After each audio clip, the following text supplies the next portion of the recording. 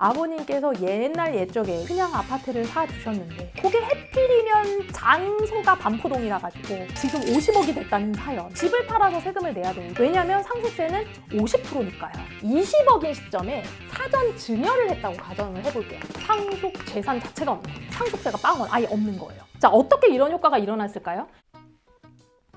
자, 여러분, 절세 해법을 찾아드리는 김하나 세무사입니다. 상속 이야기 계속 해볼 건데요. 주식도 계속 올라가고 부동산도 계속 올라갈 것 같으세요? 물가가 계속 올라가는 거 확실한 것 같아. 요즘 물가가 진짜 너무 많이 올라갔어요. 사실은 주식도 상승하고 부동산도 상승할 것 같기 때문에 저희가 사전증여를 고민하는 겁니다. 왜냐면 부모님이 돌아가시는 시점에 상속재산을 그 시점에 시가로 모두 다 세금을 맞으면요, 상속세가 너무 클 수 있기 때문에 사전에 자산 가치가 많이 상승하기 전에 미리미리 사전증여를 하자라는 의미는 자산 가치가 낮을 때 세금으로 막기 위한 거거든요. 예를 한번 들어볼게요. 자산이 이렇게 상승을 하는 10억이었던 자산이 20억이 되고요. 20억이었던 자산이 30억이 된다고 이렇게 가정을 한번 하고 이야기를 해볼게요. 물론 얘는요 50억이 될 수도 있어요. 진짜 제가 최근에 상담했던 사례 중에 가장 충격적인 게 아버님께서 옛날 옛적에 30-40년도 더 전에 한 5천만 원 정도 되고 그냥 아파트를 사두셨는데 그게 해필이면 장소가 반포동이라 가지고 지금 50억이 됐다는 사연. 충분히 가능할 수 있거든요.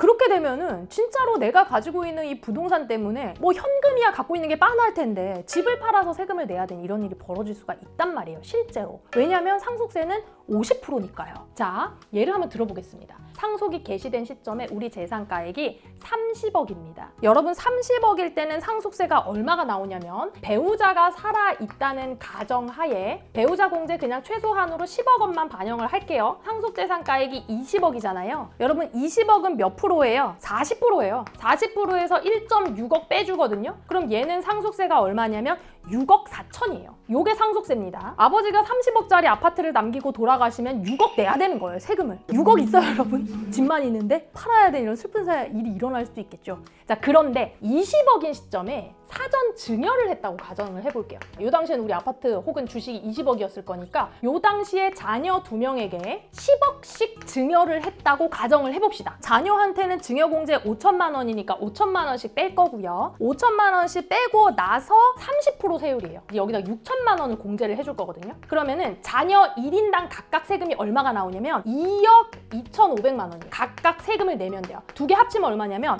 4억 5천만 원. 증여세 두 개 합치면 4.5. 자, 어떻게 이런 효과가 일어났을까요? 일단 자녀 2명에게 분산하면서 세율이 30%로 떨어졌죠. 상속세일 땐 40%였잖아요. 그리고 또 어떻게 했어요? 자산이 30억짜리가 아니라 20억일 때 증여를 한 거예요. 사전 증여를. 그러니까 자산이 높지 않을 때 20억으로 했으니까 훨씬 더 유리한 세금이 나오는 거죠. 얘랑 차이가 얼마인가요? 1.9억만큼 절세가 되는 겁니다. 미리 줌으로 인해서. 물론 부동산인 경우에는 자녀에게 요 현금을 낼 수 있는 여력이 있는지 생각을 해야 되고 취득세를 납부할 수 있는 여력이 있는지까지도 같이 고민을 하셔야 돼요. 단순히 자산가가 상승하니까 미리 사전 증여를 하는 게 당연히 상속세 부담 입장에서는 유리한 게 사실이에요. 현실적으로는 자금을 여러분들이 고려할 필요가 있는 거죠. 더 확실하게 사전 증여의 효과를 보려면요, 이때 사전 증여를 한 다음에요, 아버지께서 10년 이내에 돌아가셨어요. 돌아가시기 10년 전에 했던 이 20억에 대한 증여 재산가액이 사전 증여 재산으로 보아서 상속세로 과세가 됩니다. 상속세로 과세가 된다 하더라도 어때요? 30억으로 과세되는 게 아니라 사전 증여했던 20억으로 과세가 돼요. 그리고 미리 납부했던 세금은 차감해 주거든요.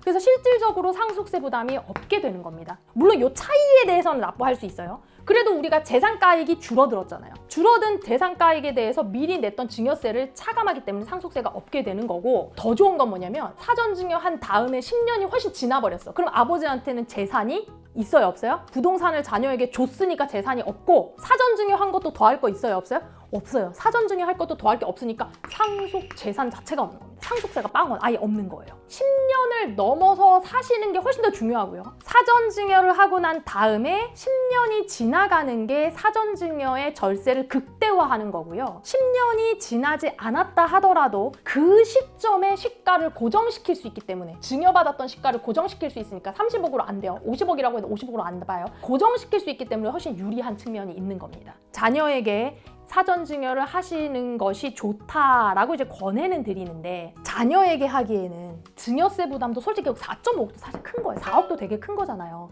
이게 너무 크고 취득세 부담도 크다. 그 다음으로 생각해 볼 수 있는 방법은 뭐냐면 배우자에게 일부 증여하는 겁니다. 만약에 배우자에게 증여를 한다면 20억짜리 재산에서 배우자에게 몽땅 줄 수는 없고요. 절반만 주는 겁니다. 10억을 줄게요. 10억을 주면 배우자한테는 얼마까지 공제라고요? 6억이 공제예요. 그럼 증여 재산가액 얼마예요? 4억이잖아요.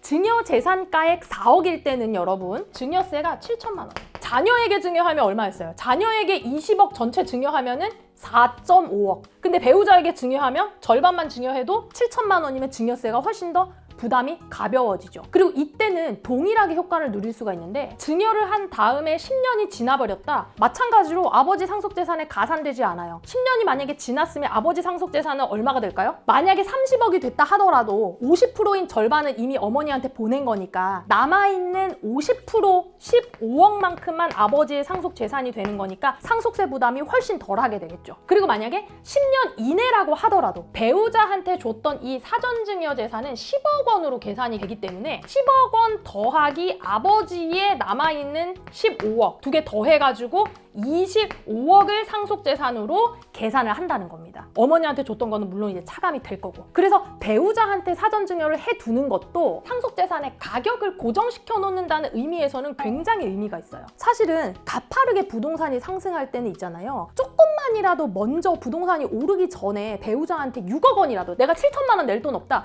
그럼 6억 원이라도 해놓는 게 사실상 절세에 큰 도움이 됩니다. 그런데 여기서 주의하셔야 될 건 뭐냐면요. 어머니한테 이미 재산이 좀 있다. 아버지 거를 줘도 어머니한테 이미 재산이 있다. 그러면 아버지가 먼저 돌아가시고 난 다음에 남아있는 어머니가 돌아가실 때 어머니한테도 상속재산이 되게 많이 남아있을 수 있어요. 이럴 때는 여러분 두 개를 같이 비교해서 뭐가 더 유리한지를 생각해 보셔야 돼요. 근데 보통은 우리 옛날 부모님들은 아버지한테 재산을 몰빵해 놓은 경우가 많으시거든요. 그래서 그거를 미리미리 어머니한테 좀 분배를 해 놓으시면 또 어떤 점이 좋냐면, 어머니가 먼저 돌아가신다 하더라도 상속재산이 분할되어 있으니까 훨씬 더 상속세에서 유리하겠죠. 그리고 아버지가 그 다음번에 돌아가실 때도 이미 어머니한테 넘겨놓았던 재산 때문에 그거는 자녀에게 이미 상속이 끝났을 거란 말이에요. 부모님 중에 누가 먼저 유고의 상황이 발생하더라도 의미 있다. 재산 분할을 하는 것은. 그렇게 여러분들이 좀 생각을 하시면 좋겠습니다. 물론 여러분 양도세 문제도 같이 고려하셔야 돼요. 첫 번째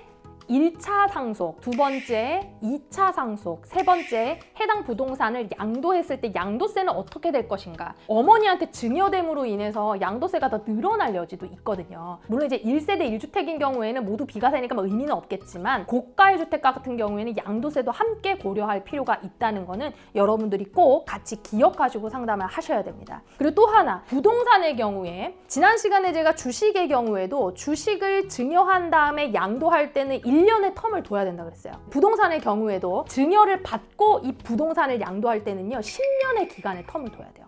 10년 이내에 팔면은 아버지가 취득했던 그 취득가액으로 보기 때문에 그것까지도 여러분들이 같이 염두를 해 두셔야 됩니다. 공동명의면 어떻게 하나요? 애시당초 공동명의다? 너무 잘하신 거죠. 사실 제일 좋은 건 여러분 자산을 취득할 때부터 공동명의여야 돼요. 사실 그렇게 돼야지 베스트예요. 부모님이 두 분 다 예를 들어서 맞벌이셨다? 그럼 당연히 공동명의 해야죠. 두 분 다 소득이 출처가 증빙이 되니까. 근데 예를 들어서 아버지만 일하시고 어머니는 가정주부셨다? 그렇다 하더라도 공동명의를 미리 해놓는 것은 마치 이렇게 사전 증여를 하는 거하고 동일한 효과를 줍니다. 취득 당시에는 얼마나 더 낮았을 거예요. 이게 더 낮았을 거 아니에요. 그러니까 그 시점에 공동명의를 해놔버리면 올랐을 때 증여세나 상속세가 전부 다 해지가 되죠. 배우자한테 50%를 해주고 남은 50%를 자녀 둘한테 또 줄 수 있네요. 또 줄 수 있죠. 그러면 이제 증여세가 완전 폭탄으로 나오겠죠. 그래서 굳이 그렇게까지 하실 필요는 없고 아버지 거 조금 남겨놓으셔도 괜찮아요. 왜냐하면 어차피 상속 공제가 있으니까 상속 공제 한도까지는 남겨놓는 게 유리하세요. 상속 공제보다 더 많이 사전 증여하는 거는 오히려 증여세를 많이 내게 되는 결과가 나올 수 있으니까.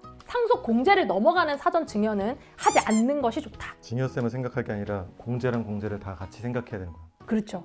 일단은 1번은 내가 증여세 납부할 여력이 있는지, 사실 이거를 아무리 이게 세금으로 엄청 몇 억씩 아껴진다고 해도 요거 낼 돈 없으면요 못해요. 왜냐면 이건 자녀가 내야 되는 거거든요. 그러니까 자녀가 2억을 세금을 낼 만한 능력이 없다. 그럼 이거 못합니다. 줘도 못해. 이거까지 증여세로 맞아버리는데 그러면 세금까지. 그러니까 사실 이제 그런 현금 흐름이 제일 중요하고, 배우자한테 증여하는 건 사실 의미가 있죠. 증여세 자체가 낮으니까.